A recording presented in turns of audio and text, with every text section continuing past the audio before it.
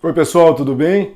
Eu sou o professor Rodrigo Lara Veiga e esse é o canal do Penal. Se você não é membro, se inscreva, ative as notificações e, se gostar do vídeo, deixa lá sua curtida. Qualquer dúvida, mande no comentário do vídeo ou lá no @Rodrigo Lara Veiga no Instagram. Hoje falaremos sobre o crime de homicídio, é o nosso segundo vídeo sobre homicídio. E hoje falaremos sobre homicídio qualificado. A questão é, no homicídio simples, a pena é de 6 a 20 anos e multa. No qualificado, no parágrafo 2º, a previsão, a pena é de 12 a 30 anos e multa. Então nós temos aqui no parágrafo 2º as qualificadoras do homicídio. Muito importante, tá? Só vai qualificar o homicídio alguma dessas qualificadoras. Eu não posso imaginar outras causas que não estejam aqui narradas como forma de qualificar o homicídio. Bom, vamos a elas então.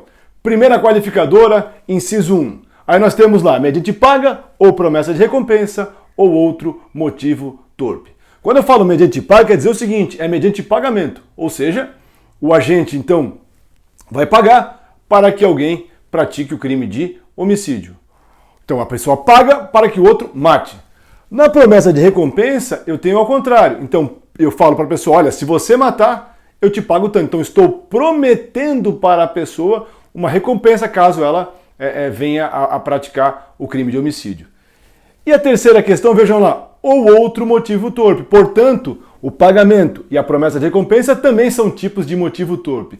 O que seria um outro motivo torpe? O que seria um motivo torpe? É aquele abjeto, é aquele repugnante. Então, por exemplo, se eu mato o meu irmão para receber sozinho a herança do meu pai, isso é um motivo torpe. Matar os pais para receber herança, motivo torpe. Matar a namorada porque ela não é mais virgem, motivo torpe. Então o motivo torpe é esse, é aquele abjeto, vil, que nos causa repugnância. Muito cuidado, cuidado com isso aí para não confundir com o motivo fútil. É muito interessante que as pessoas confundem muito o motivo fútil com o motivo torpe. O motivo fútil, gente, é aquele que é desproporcional. Isso é futilidade. Então, você vai matar a pessoa em uma ação completamente desproporcional. Então, por exemplo, eu matei porque ele ficou me olhando. Eu matei porque ele me chamou de feio. Eu matei porque ele ficava me encarando. Ou ele me xingou. Então, são situações em que há uma desproporção entre algum ato e a resposta à morte. Por isso o motivo é fútil. Então é um motivo desprezível, assim, fútil, completamente tolo. Eu sempre brinco com os alunos e dou o exemplo das mortes causadas por futebol.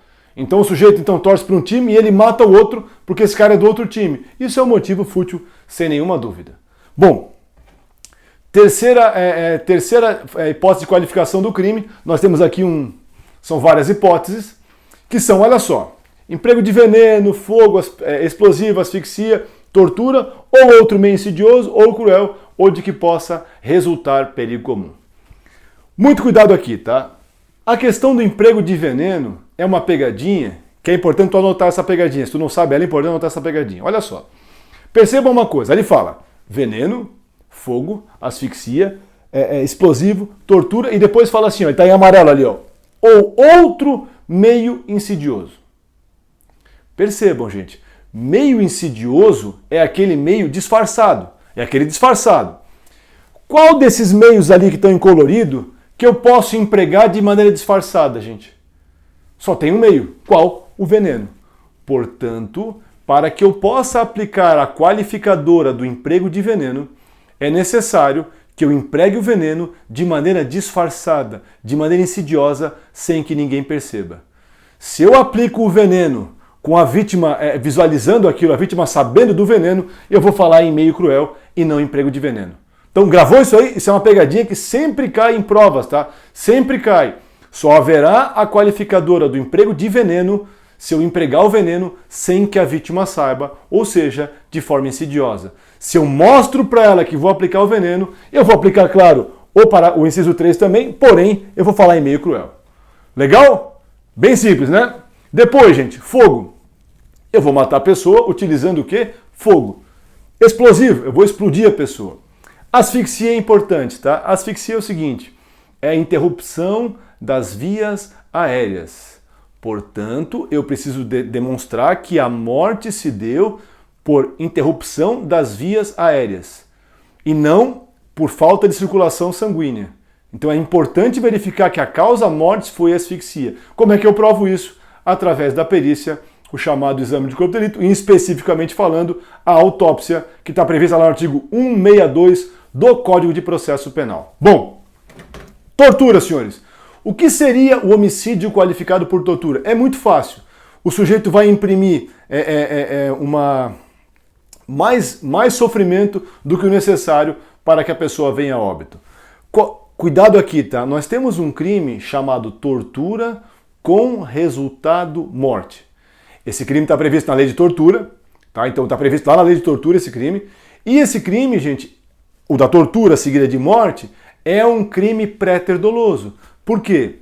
Na tortura seguida de morte, qual é o dolo do criminoso? É de torturar a pessoa. Mas ele acaba exagerando na tortura e nesse exagero ele culposamente mata a vítima. Aí eu tenho tortura seguida de morte. Se por outro lado o sujeito sempre quis matar a vítima, mas quer fazer a vítima sofrer mais, aí eu vou ter o homicídio qualificado pela tortura. Portanto, o que vai diferenciar as duas condutas, a tortura seguida de morte do homicídio qualificado pela tortura, é o dolo.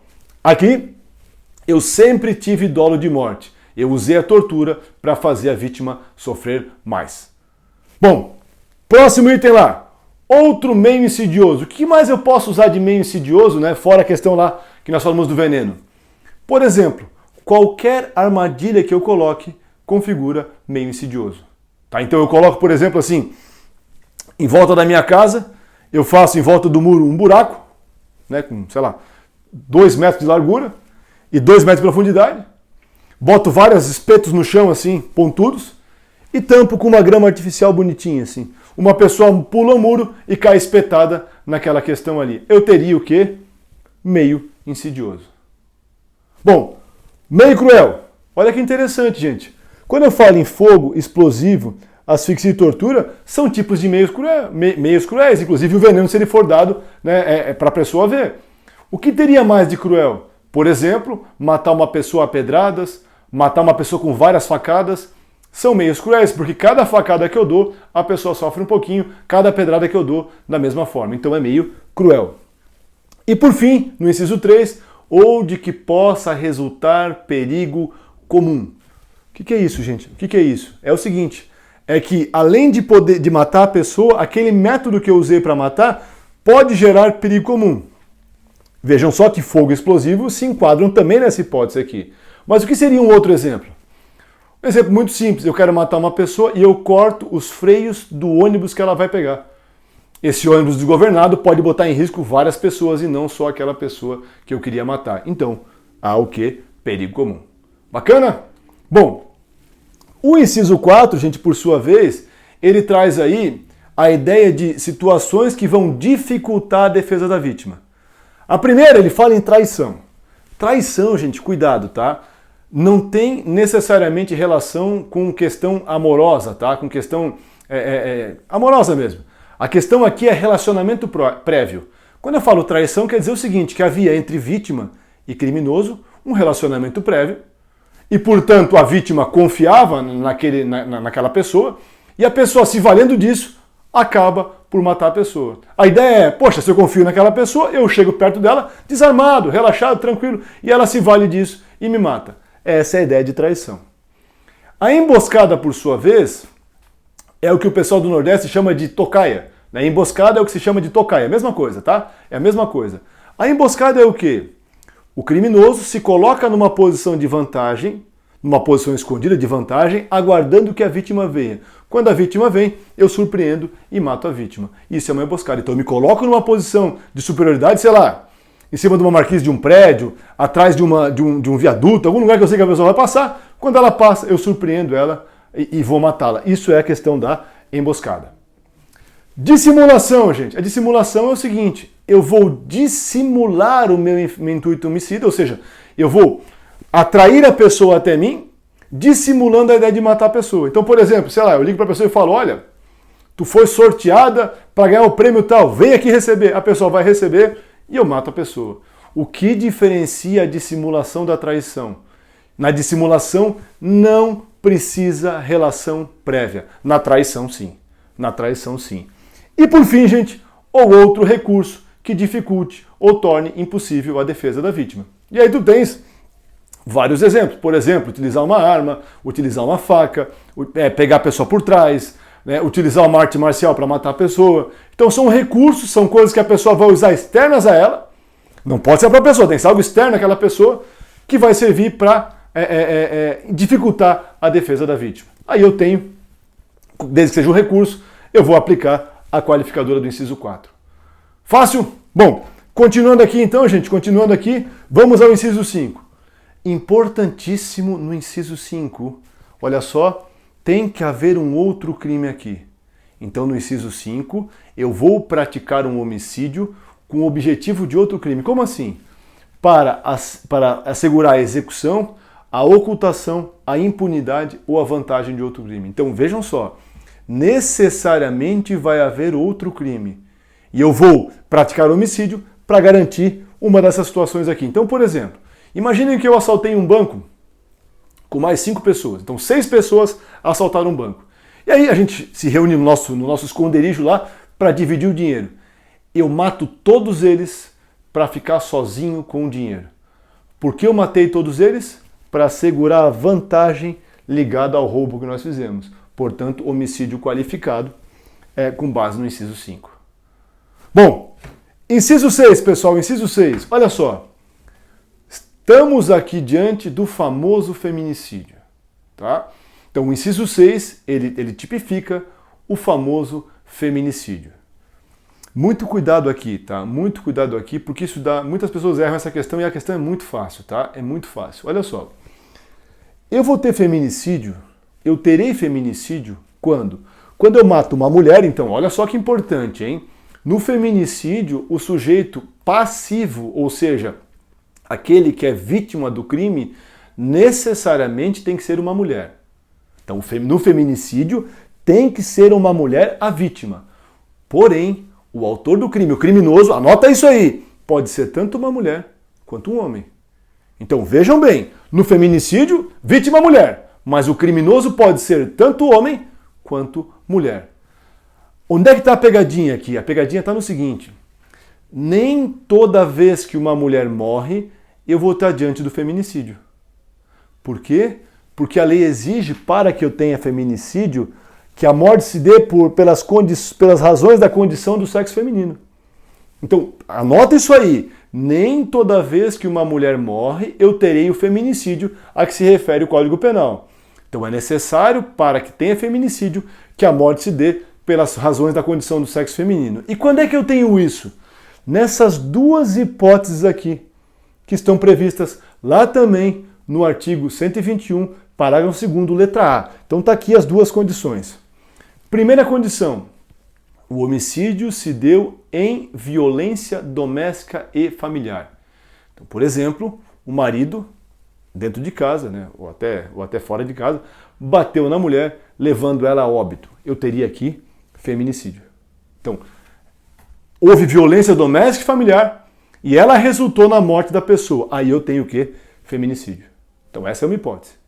E a segunda hipótese, olha só que interessante, é o menosprezo à condição de mulher.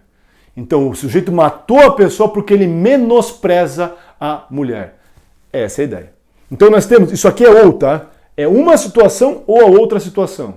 Se tiver as duas, também vai dar feminicídio, mas é que tanto faz uma ou outra, ou até se for o caso, pode ser as duas, mas não precisa ser as duas.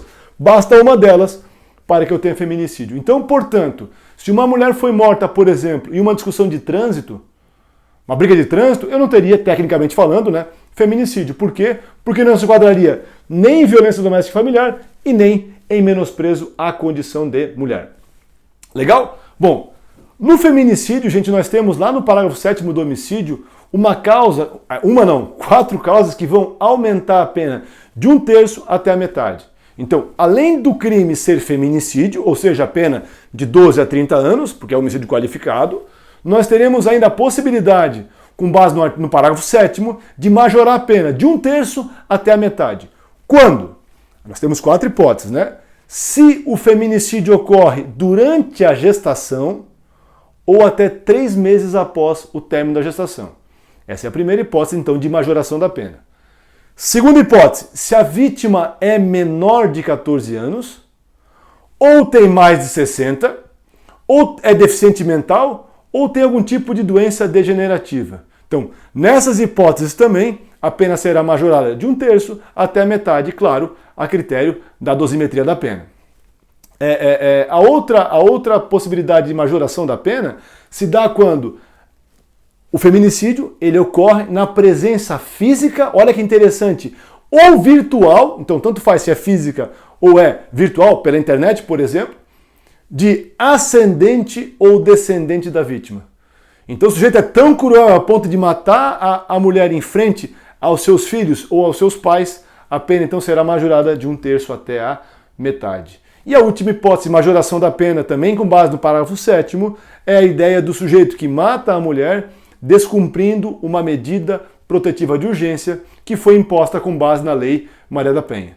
Tá? E, obviamente essa medida então tem que haver a imposição prévia da medida protetiva, e aí se o sujeito matou descumprindo a medida, a pena também será majorada de 1/3 até a metade. Bom, essa é a ideia do feminicídio aqui, tá? Uma questão importante, tá? Há decisões do STJ permitindo a acumulação do crime de feminicídio com, por exemplo, motivo torpe.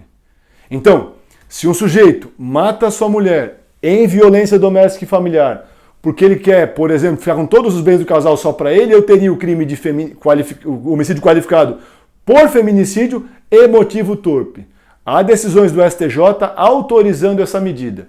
Então, repito, se o sujeito matar a sua esposa em violência doméstica e familiar, por exemplo, né, para herdar o dinheiro, para ficar com o dinheiro dela todo para ele, ou por alguma situação ligada à torpeza, eu teria então a acumulação, a possibilidade de ter as duas situações, homicídio qualificado por motivo torpe e feminicídio.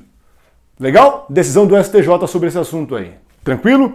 Bom, e a última hipótese que vai qualificar o crime de homicídio, a última qualificadora do homicídio, está prevista lá no inciso 7 do parágrafo 2º e tem relação com o quê? Com a morte de autoridades que estão lá no 142 e no 145 da Constituição Federal, que são os membros das Forças Armadas e da Força de Segurança. E a morte tem que se dar o quê? No exercício da função ou em relação a ela. Então, por exemplo, eu matei um policial militar em serviço. Entra aqui.